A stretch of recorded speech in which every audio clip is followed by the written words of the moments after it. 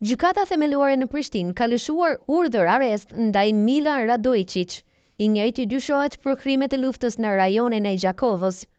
Dokumentin e ka publikuar mediumi Reporteri. Vendimi është lëshuar më datën 15 prill 2025, pas kërkesës së Prokurorisë Speciale të datës 27 mars 2025. Prokuroria Speciale e Republikës së Kosovës, pranë kësaj gjykate, ka parashtruar kërkesën për lëshimin e urdhër arrestit numër 25/2025 të datës 25/3/2025 ndaj të pamdehurve Milan Kovačević, Radomir Çoljo, Miloš Doshan, Predrag Gristje, Srdan Kristo, Ljubisha Obradovjo, Zivko Sarje, Spaso Sarjo, Lazar Draskovjo,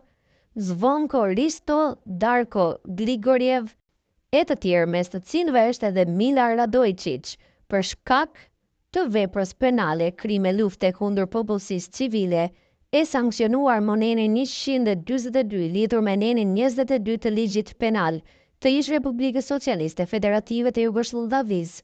Ligji në fuqi në kohën e kryerjes së krimit të veprës penale, aktualisht e sankcionuar në nenin 146 lidhur me nenin 31 të kodit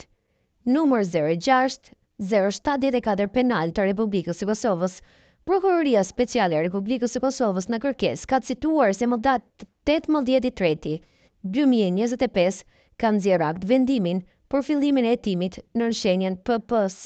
numër 20/2025 ndaj të pandehurve për shkak të dyshimeve të arsyeshme se në periudhën kohore 98-99 në vendin e quajtur Ura e Talishit në Gjakov nga data 7 maje deri më datën 10 maj të vitit 99, pjesëtarët e forcave ushtarake dhe policore serbe të uniformuara,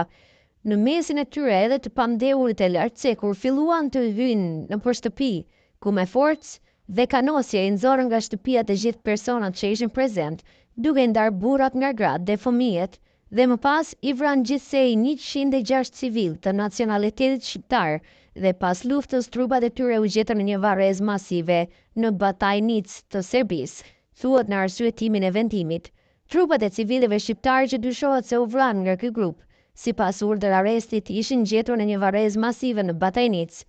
derisa vrasja dhe keq trajtimi i tyre ka ndodhur në vendin e quajtur Ura e Talishit në Gjakov, gjatë periudhës kohore 7 maj deri në 10 maj të vitit 1999.